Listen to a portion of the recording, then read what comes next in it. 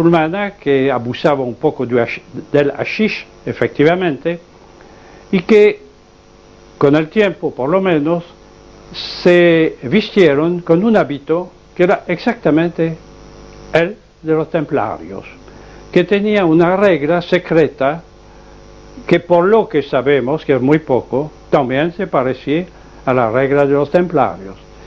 Y sabemos que hubo en Palestina contactos entre esos caballeros y los hashishim. Se quedaron 10 años en Palestina, estos 9 caballeros, sin hacer nada que sepamos, sin tener una función particular. Decían que iban a cuidar los caminos públicos, pero no se sabe en absoluto de su intervención. En una fuerza de 9 hombres no tenía la menor importancia. Pero 10 años después, 5 de ellos volvieron a Francia. Balduino II les había encargado pedir al futuro San Bernardo, abad de Claraval, la predicación de una segunda cruzada, porque efectivamente estaba él en Jerusalén en una situación comprometida. Lo hicieron, pero el motivo no era este. Durante su permanencia muy breve en Francia, Hugues de Pin, el jefe del grupo, recibió de manos de Bernardo la regla de lo que ya era la orden de los pobres compañeros de armas de Cristo y del templo de Salomón. Curiosa mezcla, un nombre que nadie se pudo explicar exactamente. Volvieron a Jerusalén, un 10º caballero se les juntó, que no era nada menos que el conde de Champaña, que era un hombre casi poderoso como el rey de Francia, que tenía un tío que figuraba en el primer grupo que llegó allá. Todo esto es una combinación sumamente extraña. La regla que se dio a la nueva orden, nadie la conoce exactamente. Se conservaba de una forma tan secreta que ni los caballeros que la conocían tenían derecho a conservar un ejemplar, por miedo a que los sargentos, sus colaboradores, pudiera tener alcance a esto. Todo era secreto entre los templarios, porque así se llamaron con el tiempo y rápidamente. Bueno, en Jerusalén, efectivamente, prestaron apoyo ya relativamente militar, relativamente importante al rey, pero al mismo tiempo, en Europa occidental, tomaban posiciones. Consiguieron del Papa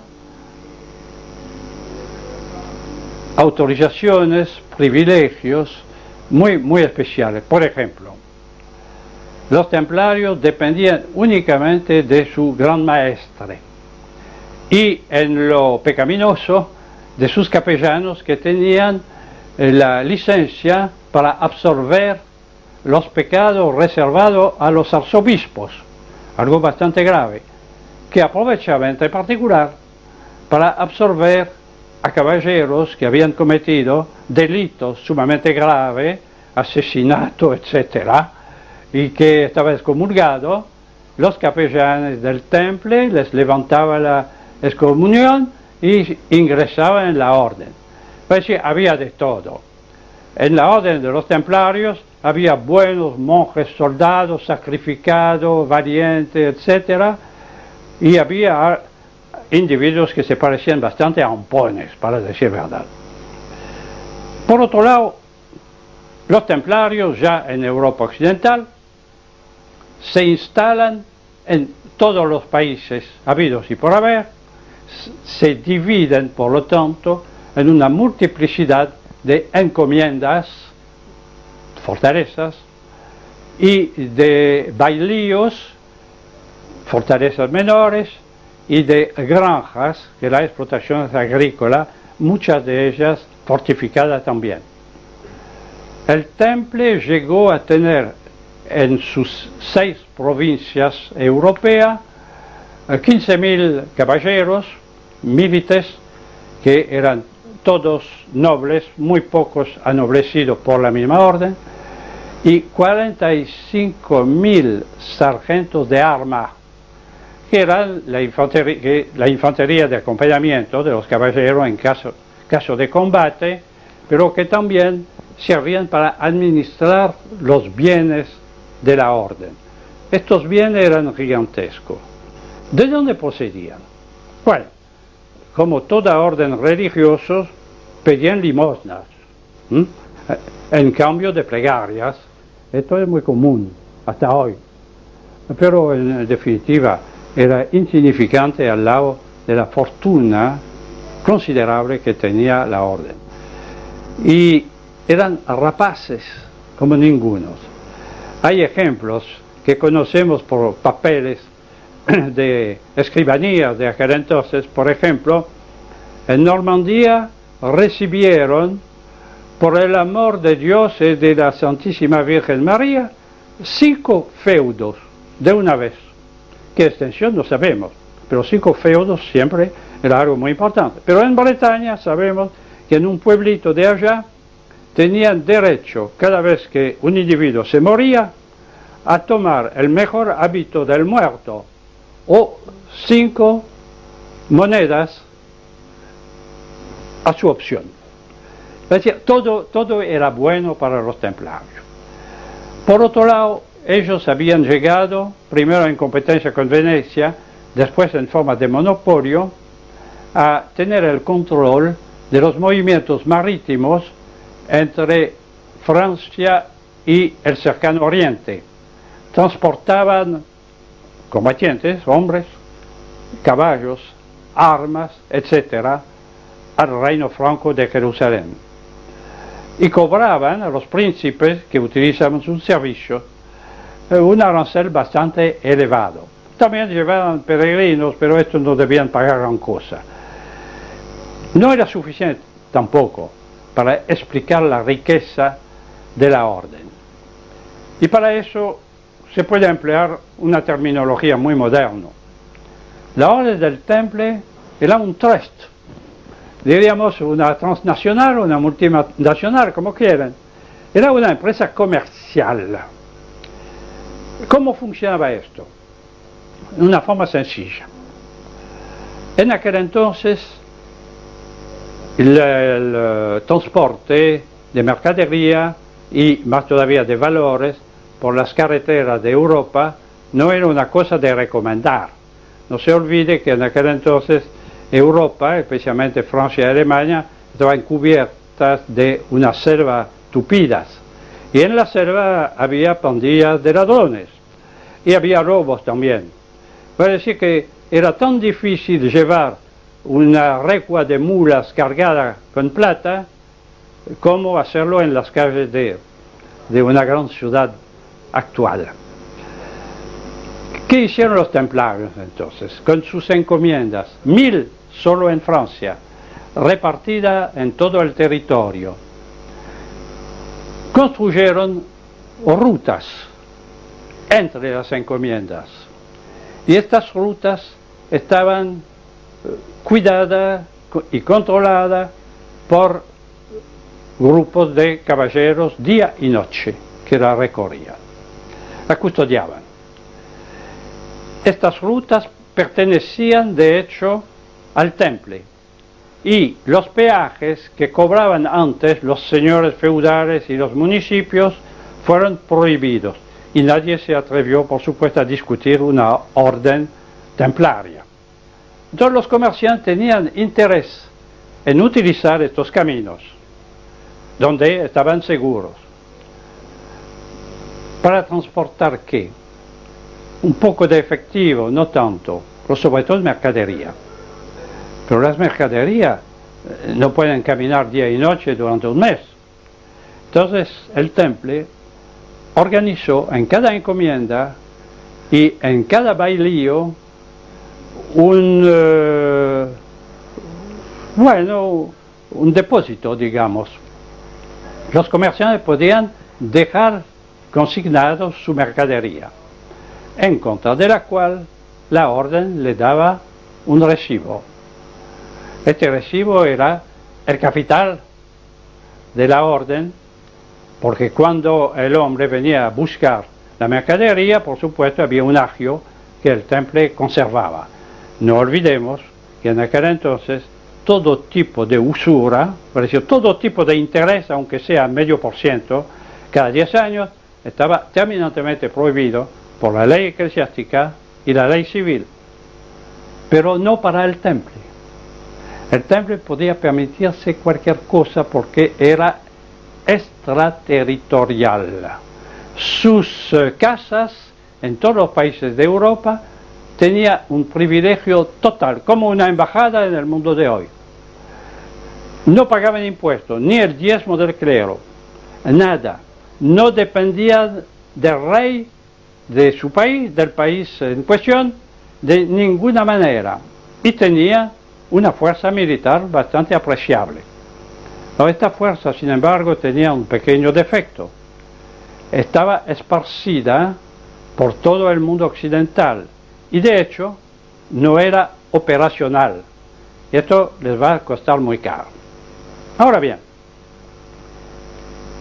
una de las actividades económicas del temple era el préstamo de dinero. Esto era una cosa extraña que no se explicaba, digamos, porque dinero no había en aquel entonces. Algunas monedas de oro, difíciles de conseguir, por cierto. Moneda de plata no existía porque lo único que todavía se veía de vez en cuando eran monedas que databan del Imperio Romano. La mayor parte estaba gastada. Y sin embargo, el temple prestaba dinero a raudales. Lo prestaba a interés. ¿Qué interés? Tenemos algunos documentos notariales, 50% al año, nada más. Bueno, más o menos lo que tenemos acá. Pero en fin, le prestaba dinero y lo pagaba, lo daba en moneda o en letras de cambio. Esto era muy útil para los comerciantes, que en lugar de desplazar efectivo, que además no existía, o muy poco, se iba con un papelito que escondía en su zapato, y el temple de Venecia pagaba una letra de cambio emitida en Burdeos. Era muy fácil. Todo eso con un agio sustancioso, por supuesto. Pero sucede que repentinamente el temple empezó a inundar Europa con moneda de plata. No había ninguna mina de plata en actividad en Europa. Algunas minas romanas estaban agotadas, las minas de Alemania no se había descubierto todavía. Es decir, ¿de dónde sacaban la plata con la cual acuñaban moneda? Y sabemos dónde lo hacían en gran parte, cerca de los Pirineos. Habían traído mineros y obreros metalúrgicos alemanes, algunos dicen húngaros, pero es lo mismo, y los habían encerrado en una especie de campo de trabajo cuidadosamente protegido, del que no podían salir, en un lugar llamado Les Charbonnières, protegido por dos encomiendas templarias y por un castillo fortificado de un vasal del temple. Trabajaban, trataron de poner en explotación una mina agotada, por supuesto no sacaron nada, pero igual tenía plata para emitir moneda, acuñar moneda. En Normandía hay una tradición que anota Lavarande, que fue uno de los mejores historiadores del ducado, murió hace poco, bueno, hace 30 años. Y en su historia de Normandía dice que según la tradición local, que él conocía mejor que nadie, la plata, los lingotes de plata, venían de México. No es cierto. Absolutamente nada que pueda permitir deducir, digamos, este fenómeno. Pero encontramos la fuente. Ahora bien, esta fuente era inagotable, porque los templarios en 100 años financiaron la construcción de 80 catedrales góticas y 70 iglesias de menos importancia. Y ya lo mencioné en una caseta anterior, un escritor que se especializó un poco en el tema templario, aunque no siempre muy acertadamente, hace una reflexión muy correcta. Dice: ¿cómo es posible que una ciudad de aquel entonces, él menciona el ejemplo de Chartres, 10.000 habitantes, en el siglo XII, pudo permitirse edificar una catedral grande como un estadio, cuando hoy, con 40.000 habitantes, no sería capaz de financiarse una piscina, que es un hueco en el suelo nada más? Efectivamente era incomprensible. Pero nosotros aquí, en América del Sur, hemos hecho algunos descubrimientos sumamente extraños. Sabemos por las tradiciones indígenas anotadas por los cronistas de la primera época de la conquista que en el siglo XIII venían de Bolivia recuas de llamas, que traían mineral de plata hasta el noreste del Paraguay. Efectivamente, nosotros estuvimos trabajando allá en la provincia de Amambay, sobre la frontera brasileña. Para otra cosa estábamos buscando y encontrando inscripciones rúnicas que procedían del imperio vikingo de Tiahuanacu, cuya existencia está plenamente demostrada hoy en día. Y encontramos también otra cosa. A orilla de la Quitabanigüí, es un pequeño arroyo en el lecho del cual murió matado por un negro brasileño, el mariscal López, al final de la guerra de la Triple Alianza. Hay una pequeña cascada de unos metros de altura y al lado la ruina de un edificio de alrededor de 20 y pico de metros de largo, completamente desmoronado, menos una pared abajo y todas las piedras de la construcción amontonadas adentro. Bueno, pensaba en el primer momento que debía ser un fortín para proteger los soldados vikingos que se bañaban en el arroyo, en una pequeña aguada abajo de la cascada. Pero era muy grande, francamente, para eso. Un vestuario, los vikingos no eran realmente acostumbrados a tener vergüenza de su cuerpo, así que tampoco podía ser. La habíamos encontrado antes, ¿no? En otra expedición. Pero esa vez fuimos a hurgar adentro y nos encontramos con algo extraño que yo tengo acá.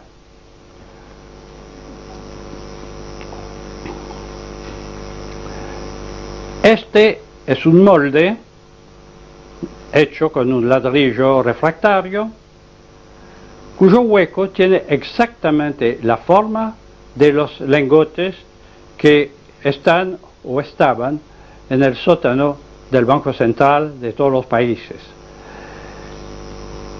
Más todavía, hay aquí dos detalles que me preocuparon.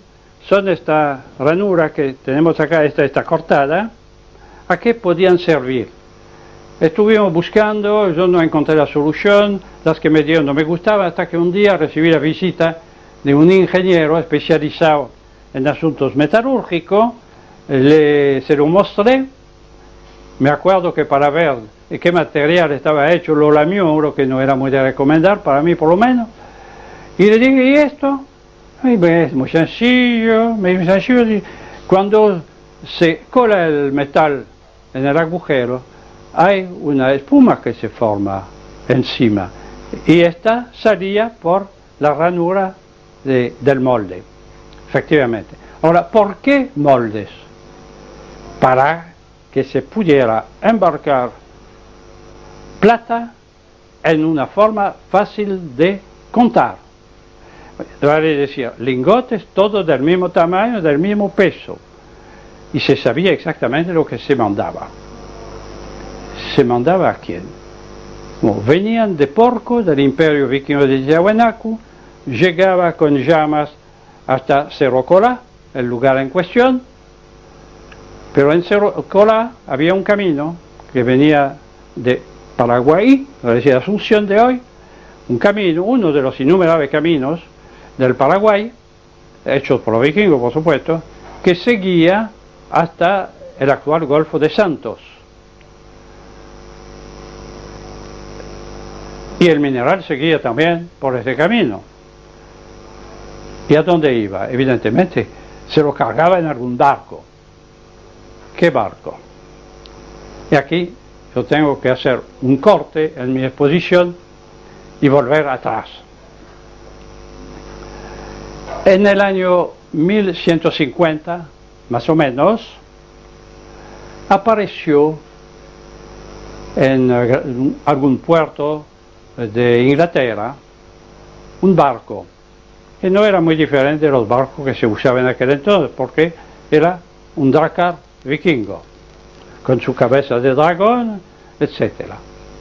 Pero lo tripulaba hombres que tenían vestimentas raras y que contaron que venía de más allá del océano. Y los ingleses primero se rieron, estos ingleses eran normandos, entre paréntesis, en aquel entonces, se rieron, eran sajones primero y normandos después, se rieron, y como Inglaterra era un país muy pobre, un país de ganadería menor, mandaron el barco a Normandía, que tenía el mismo soberano en aquel entonces. Inglaterra dependía de Normandía.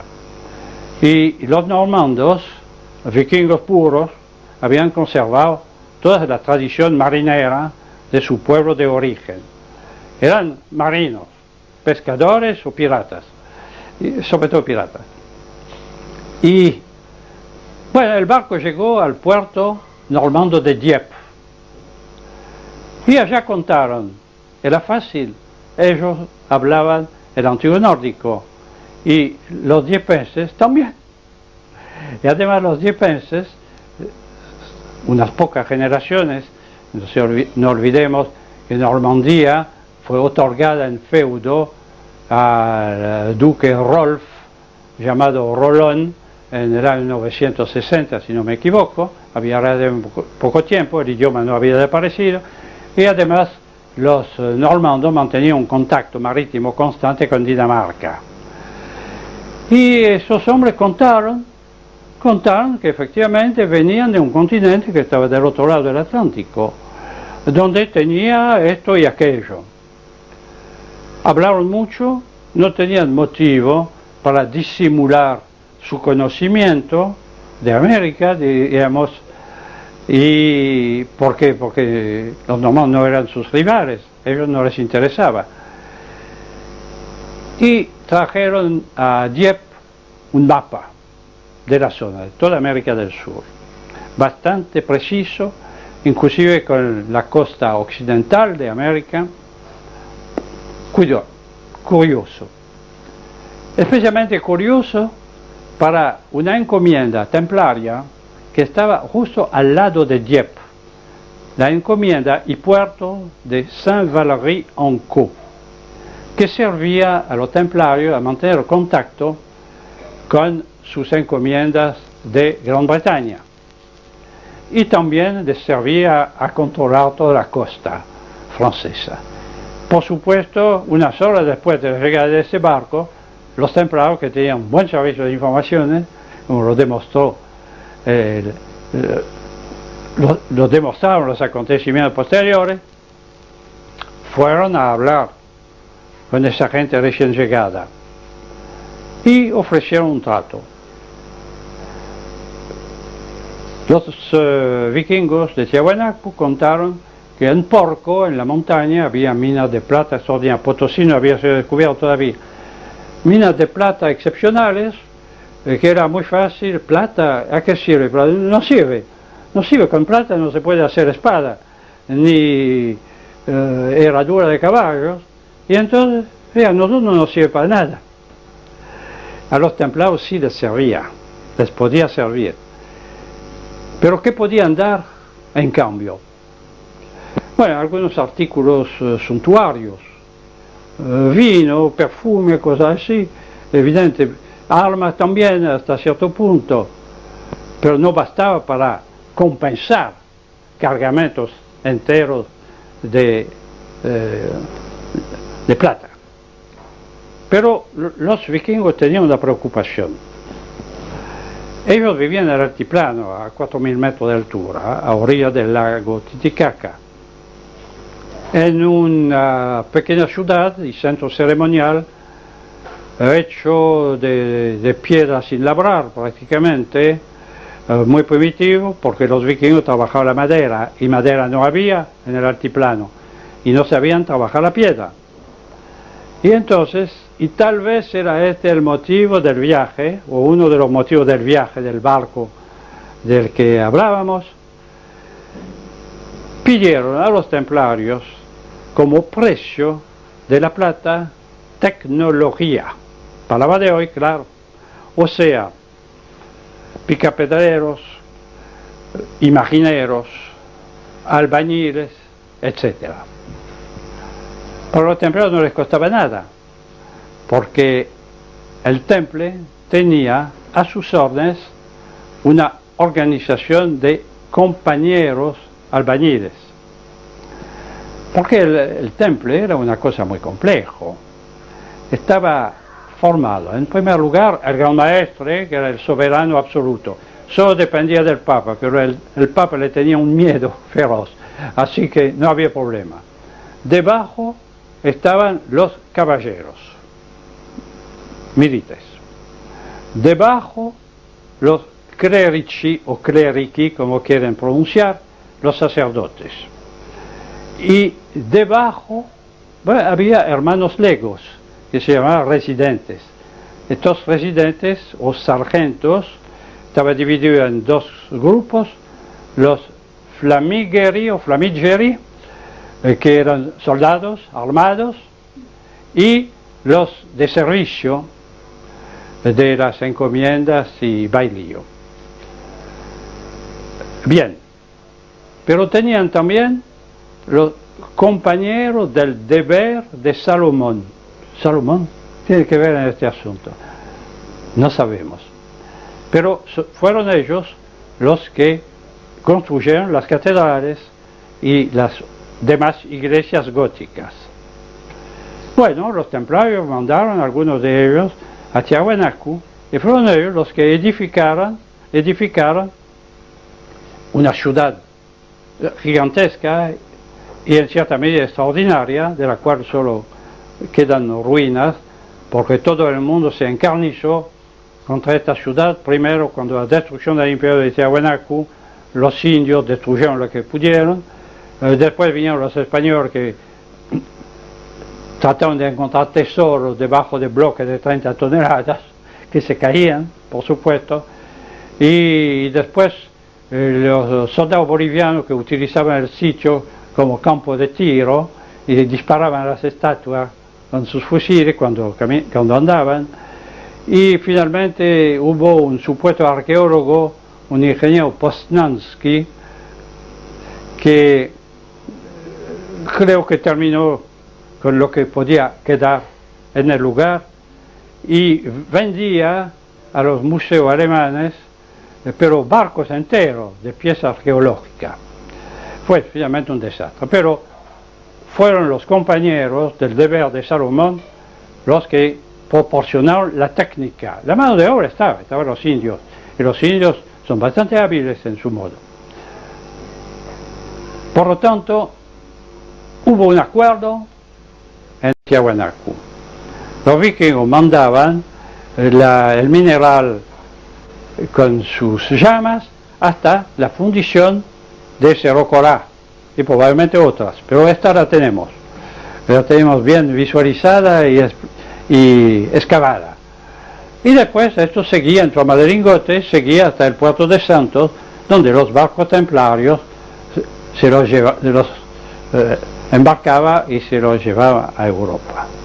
Esto explica cómo el Temple pudo proporcionar una riqueza inverosímil de moneda de plata, entre paréntesis, desarrollar la economía de los países de Europa Occidental, porque la inflación no procede de un exceso de moneda, procede meramente de una deficiencia de la producción. Y esta moneda los templarios la usaban indirectamente, prestándola para producir, para trabajar. El Temple, pues, y esto nos resuelve un segundo problema. Entre los puertos de que disponía el Temple en Europa estaban especialmente los del Mediterráneo, donde tenía mayor parte de su flota. Tenía los puertos de Mallorca, de Collioure en el Rosellón, de San Rafael en la costa sur, de Mónaco y probablemente otros. Inclusive no les bastaba para su tráfico con el cercano oriente, porque utilizaba también el puerto de Marsella, cuyas autoridades chillaban porque ellos tomaban la mayor parte del flete y los barcos marselleses no tenían trabajo. Bien, es otro asunto. En el Atlántico tenía 2 o 3 pequeños puertos para sus comunicaciones con Inglaterra, al norte de Bretaña, por supuesto, pero al sur de Bretaña tenía un puerto grande, extraordinariamente fortificado, puerto secreto, no se podía ingresar libremente en este puerto, fácil de defender, porque cuando este puerto, el siglo XVI, cayó en manos de los hugonotes, cuando la guerra civil religiosa en Francia, el cardenal de Richelieu lo tomó y le costó muy caro tomarlo, pero en aquel entonces el problema no se planteaba. Este puerto tenía, por supuesto, también extraterritorialidad, pero ¿a qué servía? Este es un problema que todos los historiadores que se ocuparon de la obra del Temple no pudieron explicarse. Era un puerto que no llevaba a ninguna parte. Para Gran Bretaña, los puertos de Normandía eran infinitamente preferibles, estaban al lado, había que cruzar el Canal de la Mancha. Para vinculación con las encomiendas de Portugal, que era muy importante, bueno, por barco había que cruzar el Golfo de Gascuña, que es el más peligroso de toda Europa, inclusive para el barco de hoy, y con mayor razón para veleros de aquel entonces, especialmente cuando el Temple tenía rutas templarias que cruzaban los Pirineos y que estaban protegidos por encomiendas o bailíos, y el contacto era fácil. En fin, un misterio este puerto. Puerto que estaba protegido por una serie de encomiendas en semicírculo alrededor. ¿A qué servía? Ahora lo sabemos. Servía precisamente para recibir clandestinamente, en secreto, para recibir la plata que venía de América. Este era, en efecto, el secretum templi, el secreto del Temple. ¿Es un cuento? No, no es un cuento. No es un cuento porque hace unos 10 años se encontraba en el sótano del archivo, del gran archivo de Francia, los sellos templarios que habían sido secuestrados cuando la disolución de la orden en el año 1307. Curiosamente, estos sellos estaban en cofres en el sótano que nadie jamás había tenido la curiosidad de abrir. Bueno, esta vez alguien tuvo esta curiosidad y los abrió. que encontraron los sellos del gran maestro, del gran visitador, etcétera, etcétera, etcétera, y también un sello muy curioso. Este sello tiene la inscripción Secretum Templi, lo tenemos acá, y en el centro tenemos un personaje que no puede ser efectivamente sino un indio americano. Algunos esoteristas vinieron a decir que esto era un personaje, una figura gnóstica, un Abraxas o cosa por el estilo, pero el Abraxas tenía la cabeza de gallo y esto no, este tiene una cabeza cubierta de pluma, tiene además un arco, etcétera, etcétera. Pero no sería decisivo. Podría ser un Abraxas, yo no entiendo de esoterismo, no es mi campo, gracias a Dios, pero tiene este sello algo imposible de no entender, un svástica, una cruz gamada de brazos encorvados, típico de los svástica nórdicos de la época vikinga. Y hay otra abajo, menos visible, aquí, que es el svástica rígido que nosotros conocemos. Entonces había una vinculación para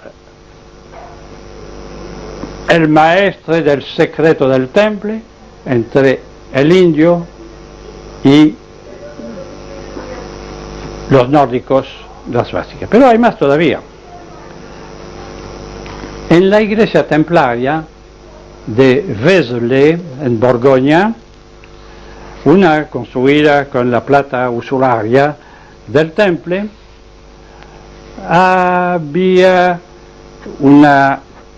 hay en el tímpano de esta iglesia un fresco en alto relieve que son las razas del mundo alrededor de Cristo, el Cristo central e individuos de distintas características.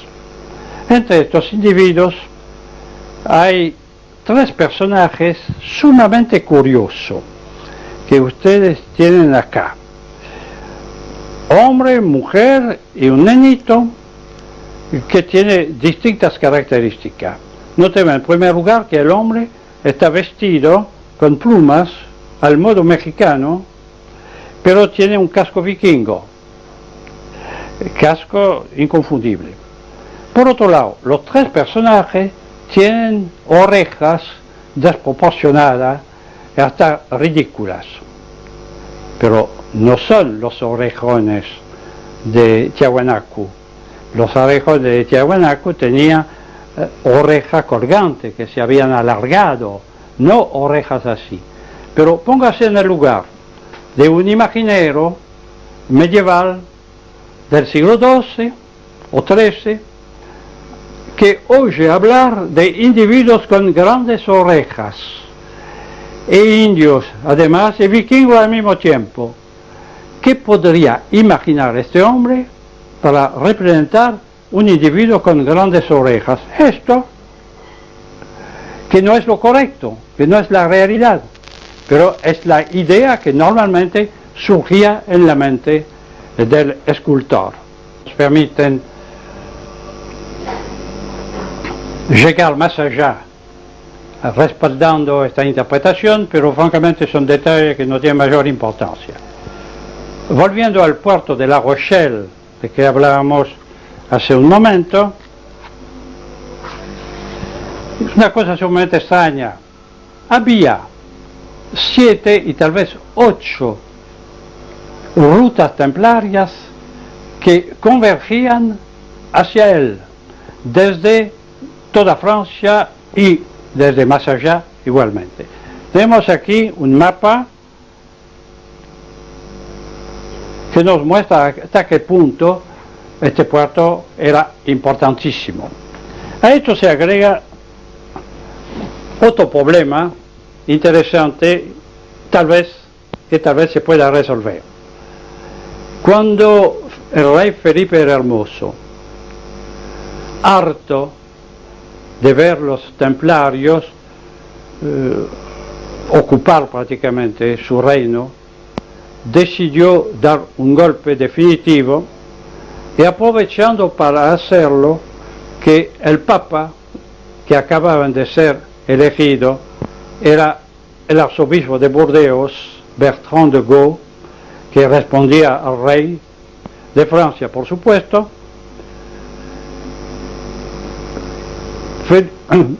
El rey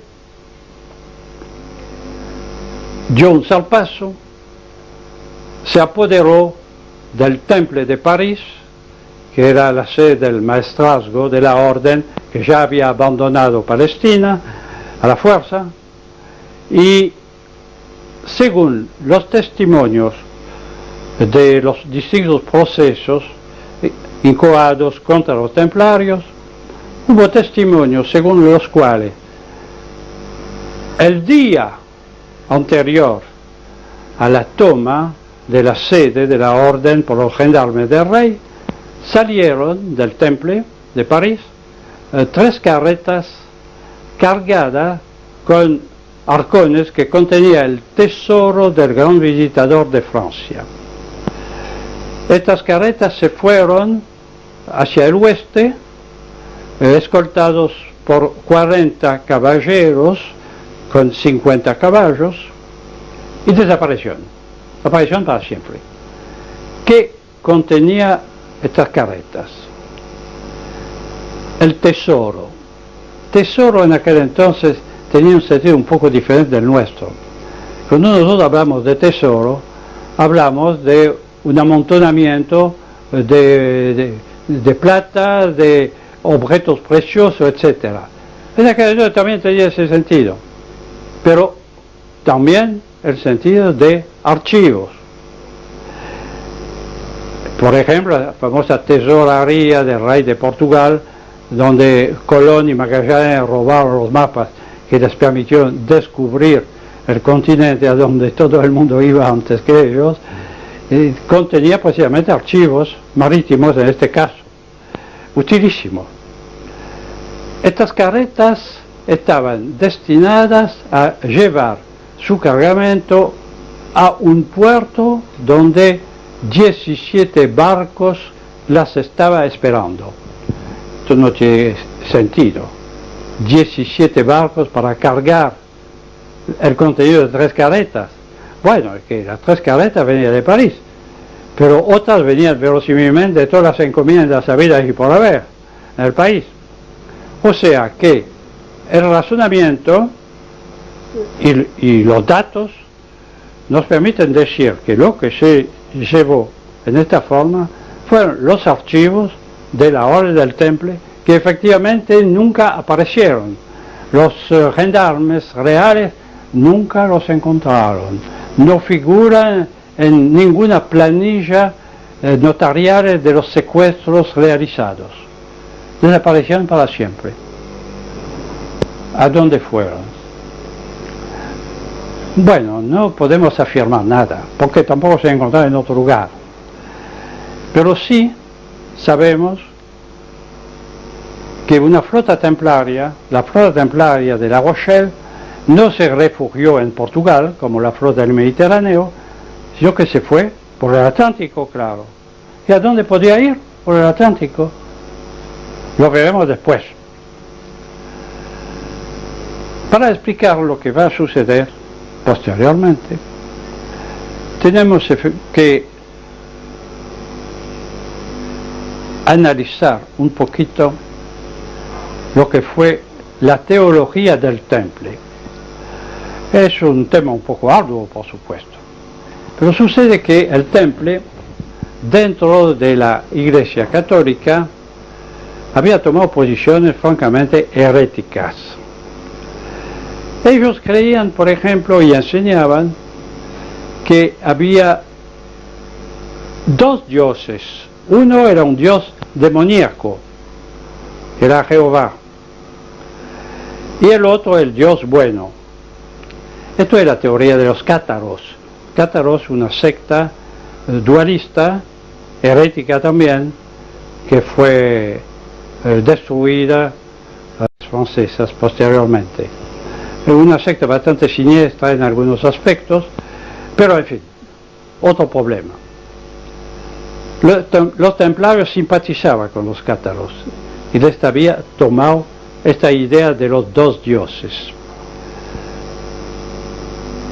El dios malo había creado el mundo material. Su creación, por lo tanto, era mala. Y el dios bueno, que era el dios del espíritu, el dios de la luz, este dios bueno quiso rescatar a las almas inmateriales de los hombres. Y para eso les mandó dos enviados. Uno era un arcángel preferido de Dios, que se llamaba Lucífero, que los cristianos ortodoxos consideran como el demonio. Para ellos no, era un enviado de Dios. Y el otro era Cristo. Cristo, que por supuesto, siendo inmaterial, no tenía cuerpo, sino una apariencia de cuerpo, y no fue crucificado, se lo reemplazó por algún criminal cualquiera. Pero los dos enviados representaban en la tierra el elemento determinante para que el alma humana se desintegrara, se separaran de su cuerpo. La salvación se producía no por las obras, sino por el éxtasis. Y el éxtasis no era sino un don de Dios que penetraba directamente por intermedio de sus enviados en las almas de los humanos. Entonces, derivación del asunto que es muy importante en cuanto al temple. El cuerpo era malo, por definición, porque era materia. Entonces lo que así no importaba nada, en realidad. Lo importante era adorar a Dios recibiendo la luz de la verdad, la luz mística de la verdad. Esto explica por qué. Los templarios tenían una moral bastante relajada, desde todo punto de vista. Ustedes saben que cuando los interrogatorios de los templarios, primero por la gendarmería real, pero bajo tortura, entonces, ¿qué valor tiene? Los caballeros y los sargentos confesaron todo lo que se quería que dijera. Confesaron que en la ceremonia de su iniciación tenía que pisotear el crucifijo. Confesaron que tenían relaciones homosexuales dentro de las encomiendas. No es inverosímil de parte de soldados que habían vivido allá en el cercano oriente y aquí en el contacto con la mujer, por supuesto, era diabólico. No está probado tampoco. Bueno, confesaron, pero confesaron también en Inglaterra, donde no se les aplicó la tortura.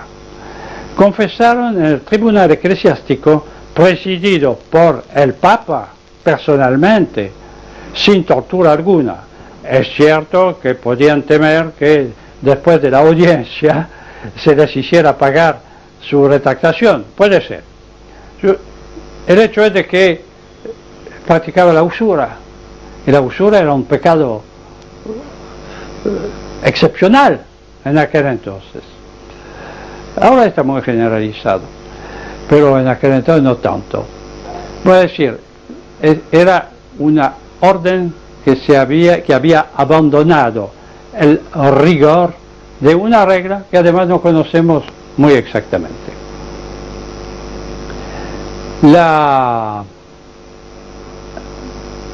El temple, por lo tanto, se llevó verosímilmente sus archivos más allá del océano. A México no es imposible, porque en México precisamente encontramos la prueba de la deformación teológica de la orden. En efecto, los templarios, como los cátaros, admitían la dualidad de los dioses y tenía las prácticas extrañas que creemos saber. Pero en México, en el año 1307, el año precisamente en que el Temple de París quedó en manos del rey de Francia, en que las carretas de las encomiendas llegaron a un puerto donde las esperaba 17 barcos que nunca reaparecieron en ningún lugar. Esta misma época, una semana, unos meses después, barcos desconocidos desembarcaron en el puerto de Pánuco, el mismo donde había desembarcado el Jarl Viking Ullman en el año 967.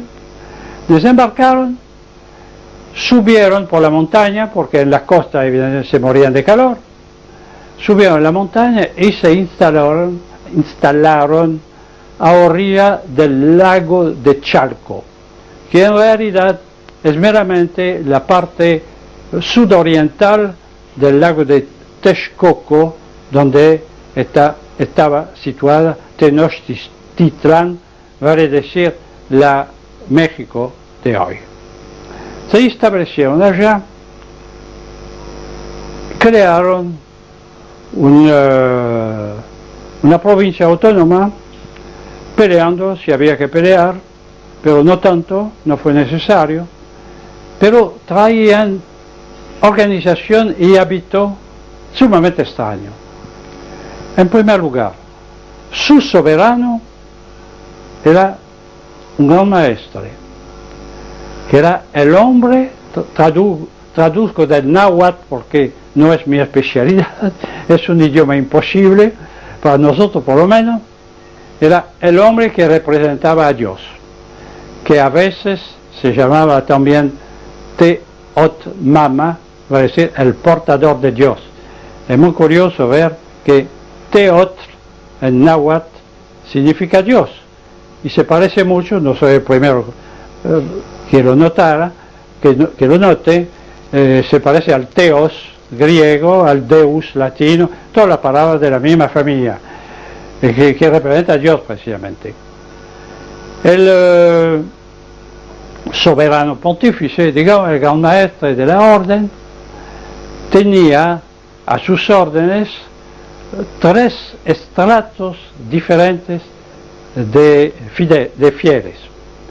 En primer lugar, los Tlacochtacal, palabra abominable, vale decir, los hombres de la casa de las armas, caballeros.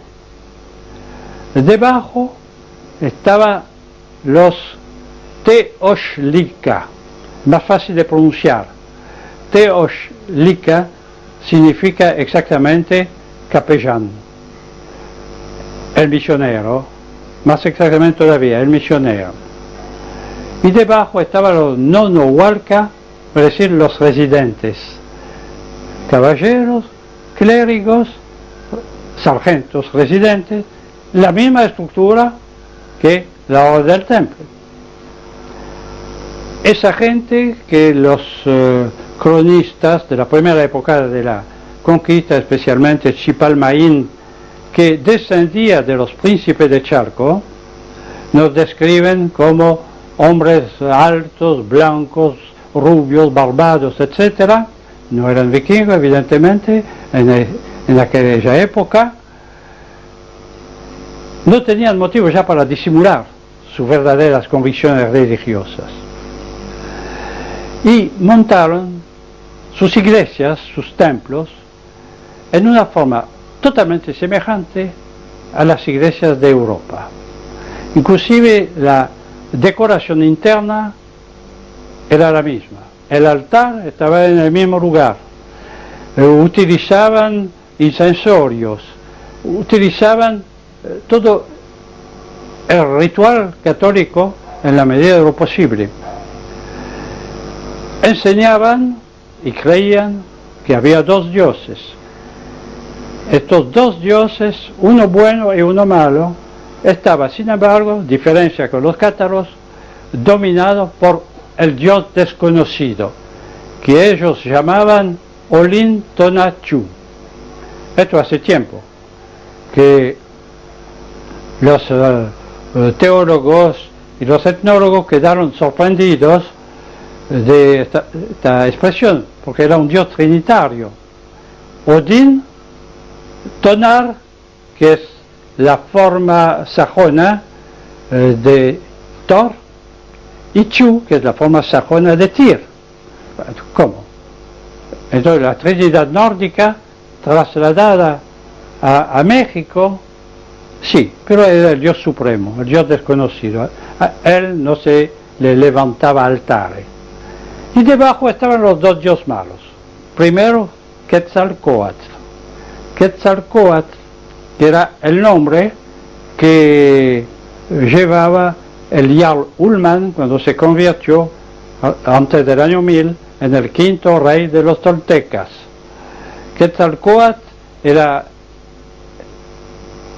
un dios que tenía algunos aspectos cristianos y muchos otros paganos, pero que era un dios benefactor. El otro era Tezcatlipoca. Tezcatlipoca era el dios malo. Hasta el punto que la teología tolteca, que los menciona a los dos, por supuesto, define a Quetzalcóatl como el lucero de la mañana, la estrella que guía el sol, que está siempre delante del sol cuando va ascendiendo. Entonces, Tezcatlipoca es el lucero de la noche, que guía el sol hacia su perdición. Bueno, los Chalcas invierten todo el proceso. Para ellos, el dios bueno es Tezcatlipoca, exactamente como los cátaros y los templarios hicieron con respecto al famoso Baphomet de los templarios, es decir, a Lucífero.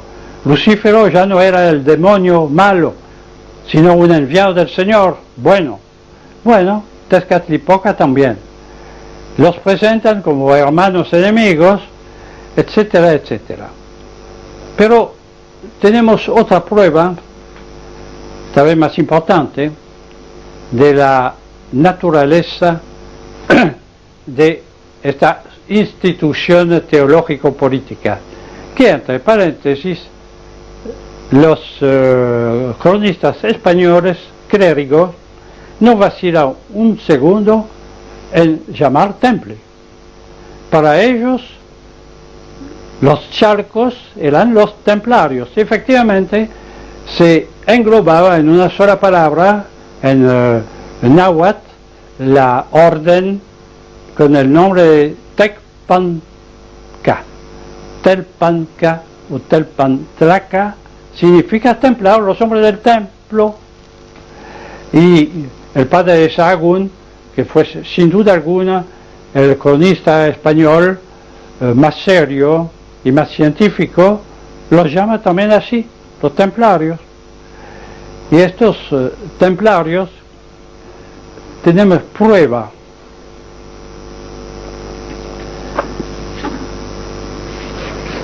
de su semejanza, varias pruebas de su semejanza con los templarios de Europa. Por ejemplo, bueno, todos sabemos que hay muchas cruces por todo lado.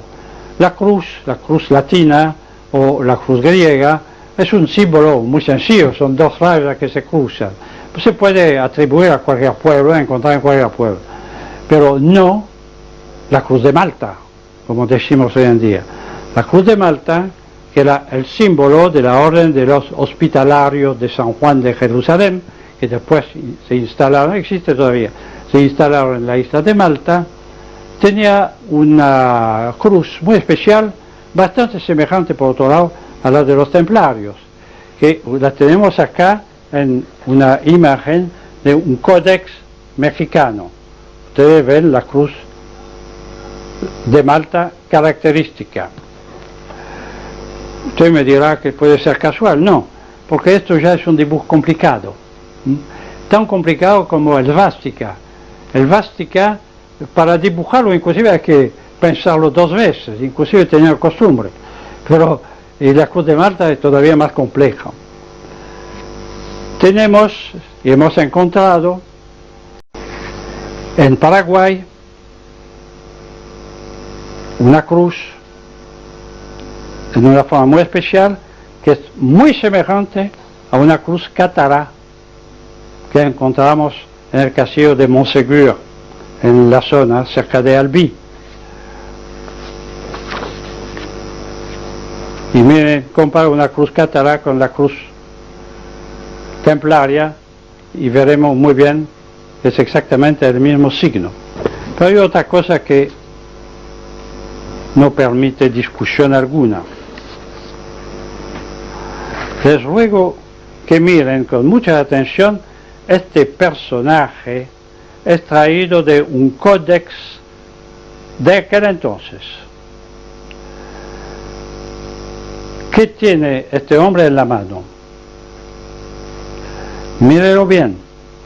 Esto es exactamente una custodia, que en francés se llama ostensoir, lo que muestra, o soleil, el sol, porque efectivamente la custodia tiene rayas solares alrededor, con en el centro la lúnula donde se coloca la hostia. Este sacerdote Chalca utilizaba una custodia a la cual se rendía homenaje con un incensorio en su ceremonia.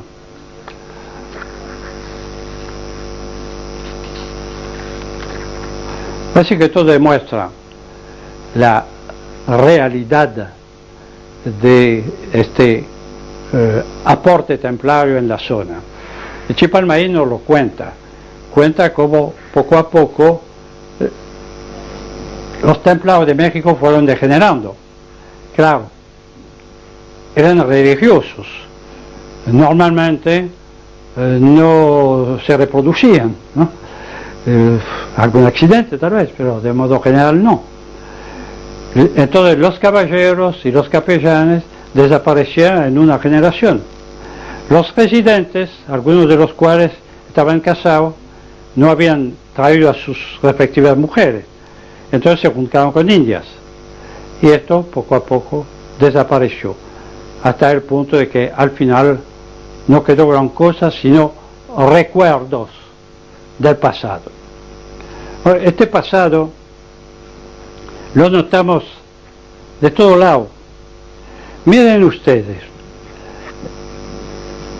esta piedra caída, y hay una docena del mismo tipo, de Tiahuanaco, producto de los imagineros templarios cuando iban a buscar, no hasta Tiahuanaco, no se los dejaba entrar, pero cuando sus barcos iban a buscar lingotes.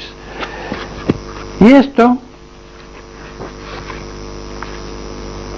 estas piedras, una de las cuales acabo de mostrar, fueron el objeto de una reconstitución de un edificio del Tiahuanaco de aquel entonces por un arqueólogo alemán, el Dr. Kiss, que publicó en el año 33 en la revista Germanien este dibujo. Este dibujo es un poco audaz, ¿no?, para decir verdad, pero muy verosímil. Y él agregaba, evidentemente, esto no es obra de indios, ni mucho menos, y hubo elementos germánicos, él quería decir nórdicos, en Tiahuanaco en aquel entonces. La presencia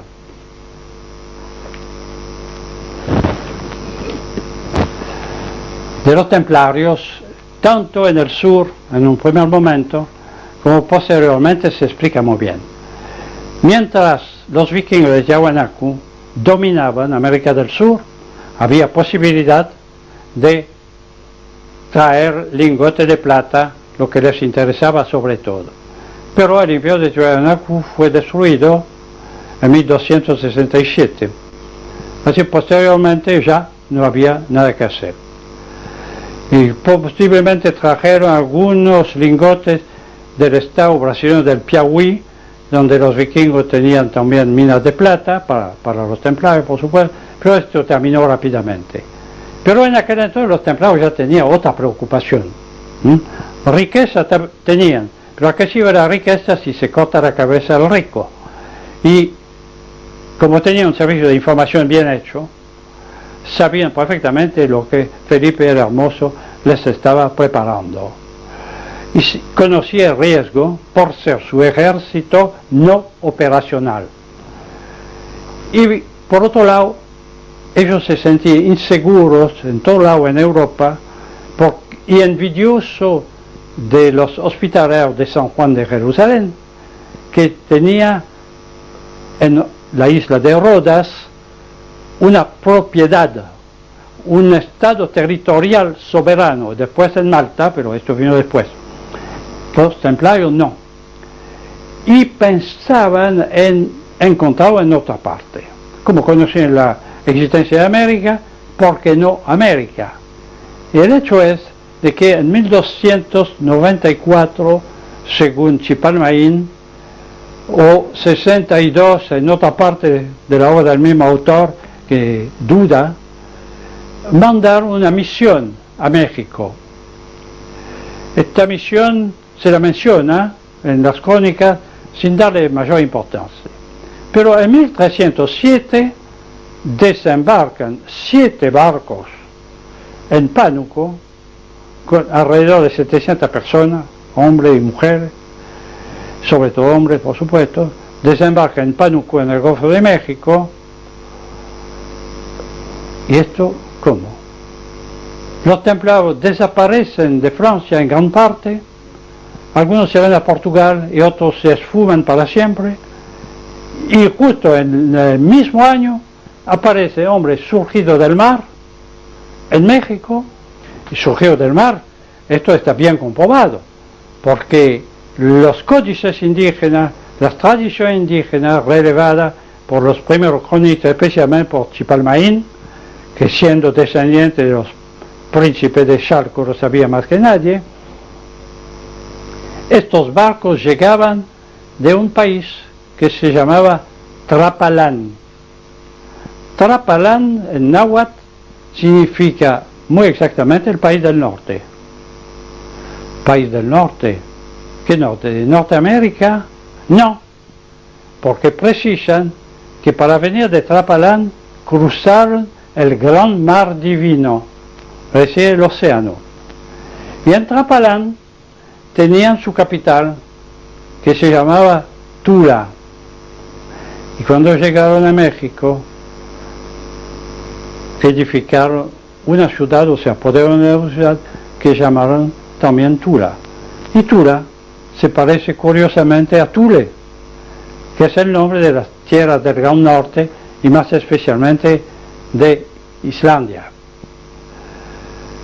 Tenemos datos así, sin número de datos que no puedo, además ni me acuerdo porque son todas palabras náhuatl imposibles de recordar, pero sí hay algunos que puedo pronunciar sin ninguna dificultad. Son las que se han quedado en el idioma maya y en el idioma náhuatl de los toltecas y los aztecas. Y no son palabras ni maya, ni toltecas, ni aztecas, sino que son palabras francesas. A principios del siglo pasado, un sacerdote flamenco francés, del lado francés, el padre Brasseur de Bourbourg, etnólogo muy interesado por la historia de México, consiguió ser nombrado cura de un pueblito de Guatemala. Guatemala poblada por los mayas. Guatemala, de donde procede el famoso Popol Vuh, ese es su nombre maya, es decir, el libro del pueblo, populus en latín, pueblo, y Vuh en antiguo nórdico, libro. Y Vuh es la misma palabra en maya. Era una zona de alta cultura maya. Y el buen cura durante 30 años trabajó en la zona recogiendo tradiciones, formulando apreciaciones a veces un poco abusivas, pero no importa, lo que importa son los datos que nos da. Y en particular los datos que nos da con respecto al dialecto quiché, que era el dialecto de la zona de Guatemala donde él ejercía su ministerio. En este idioma, él releva un sinnúmero de palabras germánicas. Claro, lo hacía con diccionario del momento. El antiguo nórdico nadie lo conocía, y menos él. Pero como era de flamenco, su idioma materno, era un idioma germánico, encontraba. Y nos da una serie de palabras que no nos interesan en este momento, aquí, porque estas palabras venían evidentemente de los vikingos. Pero cuando encuentra palabras francesas, los vikingos muy pocos debían hablar francés, ¿no? Pero los templarios sí, porque venían de Francia precisamente. Y estos nos da, y este Brasseur de Bourbourg nos da una serie de palabras que no las voy a leer todas, ni mucho menos, porque sería muy aburrido, pero algunas para darle una idea de lo que es.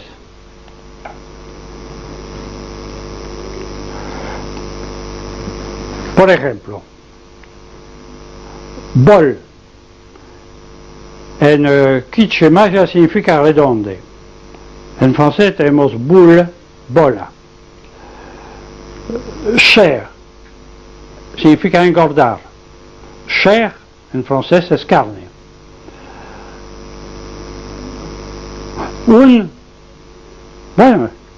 Uno significa exactamente lo mismo en maya. Arrancar, desenvainar. En francés, hors, dehors, fuera. Luz, torcer. Luxe, dislocar. Pues, sigo porque no voy a terminar, hay 3 páginas así. Così cosa extraña. Tambal, instrumento para llamar golpeando, dice el buen padre. En francés, timbal. Significa timbal. La ti, carne. En el dialecto normando, titi significa la misma cosa. Ahora, podía venir del antiguo alemán tir, animal, pero de cualquier modo el resultado es el mismo. Hay algunas palabras igualmente, salto, ¿no? Palabras que Brasseur de Bourbourg atribuyó al inglés, que en realidad eran palabras normandas, introducidas en el inglés hasta hoy. Los ingleses están vingando actualmente porque el francés se llena de palabras británicas. Por ejemplo, chèque, vencer. En francés, échec.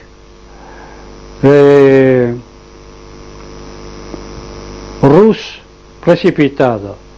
Rus route, que corre con ansiedad, con precipitación. En inglés, rush, carrera, precipitar, sí, pero en francés, russer, es correr con precipitación, etcétera, etcétera.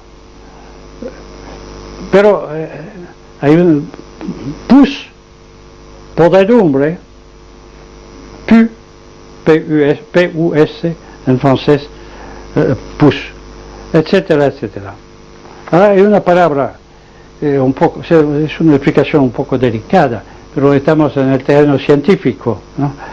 Hay una palabra que el buen cura, la palabra es kun, C-U-N, que le da la traducción del maya, claro, con el púdico lenguaje de su tiempo y de su estado. Dice parte secreta de la mujer. Sí, pero en latín tenemos la palabra conus o cunus, que es muy indecoroso para decir verdad, y que tiene en francés un equivalente que no me animo a pronunciar por delicadeza, pero que es muy cerca del kun maya quiché.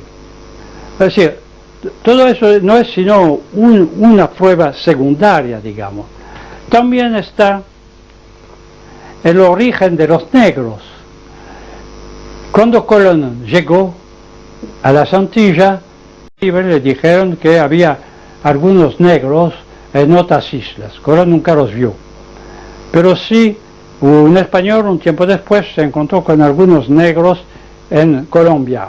Un profesor alemán, Dr. von Wuthenau, hizo una colección extraordinaria de estatuillas precolombinas, donde hay, por supuesto, indios, hay blancos de distintos tipos, etcétera, etcétera, pero hay negros, pero negros, bien negros, negros del centro del África, con labios gigantescos, la nariz aplastada, en fin, no un hombre de color negro, sino un negro, el homo afer, como decimos los antropólogos. ¿De dónde podían venir estos? La única explicación, los negros nunca navegaron, no hubo negro marino. Y bueno, alguien los había traído. Y sucede que los templarios habían traído desde Palestina esclavos negros que tenían sus encomiendas y probablemente también en su flota. Es una suposición, no me consta, pero exactamente probable que esto se haya resuelto. Bueno, lo que no es suposición es, en primer lugar, las minas de plata explotadas por los vikingos para los templarios que utilizaron este metálico para financiar las catedrales e iglesias góticas de Europa. Lo que tampoco es discutible es la desaparición de los archivos de la orden que se fueron por el Atlántico y llegaron a algún lugar. Lo que tampoco es discutible es que desembarcaron en México en el mismo año de la destrucción del Temple en Europa 7 barcos cargados de gente blanca, barbuda, que fueron a Charco, a orilla del lago de México, lago de Texcoco, y que crearon allá una imitación de la orden del Temple, imitación tan perfecta que los cronistas españoles llamaron a esa gente los templarios.